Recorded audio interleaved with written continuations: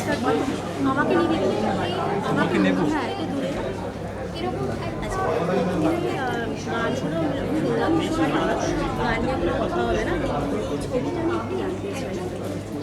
ছবিটা নামই ছবিওয়ালা, একজন আর্টিস্টের জার্নি এটা মূলত। যেহেতু আমরা থিয়েটার নিয়েই কাজ করেছি ছোটো থেকে, থিয়েটার নিয়ে পড়াশোনা, রাহুলদাও থিয়েটার করতো, তো এটা এমন একজন মানুষ যে ছবি তোলেন, তাই সেটা ছবিওয়ালা। এবং একটা আর্টিস্টের গল্প যে সে কীভাবে তার পরিবারকে এই সমাজের মধ্যেও বাঁচাতে পারে বা সার্ভাইভ করাতে পারে, সেটার লড়াইয়ের জন্য এই ছবিটির সৃষ্টি। এটাকেই আমরা মানুষের সামনে তুলে ধরার চেষ্টা করেছি। একদমই একটি নিপাট এক চিত্রশিল্পীর গল্প আসলে।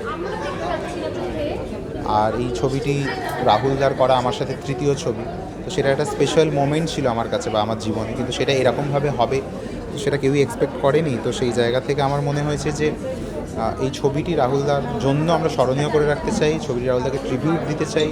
এই ছবির মাধ্যমে আজকে যেহেতু এর মিউজিক লঞ্চ হলে মিউজিকগুলো রাহুলদাকে ট্রিবিউট দেওয়া, যেন রাহুলদাকে সত্যিই খুব জ্যান্ত মনে হচ্ছিল আমাদের, তো সেটা যেন রাহুলদা এভাবেই জ্যান্ত থাকে।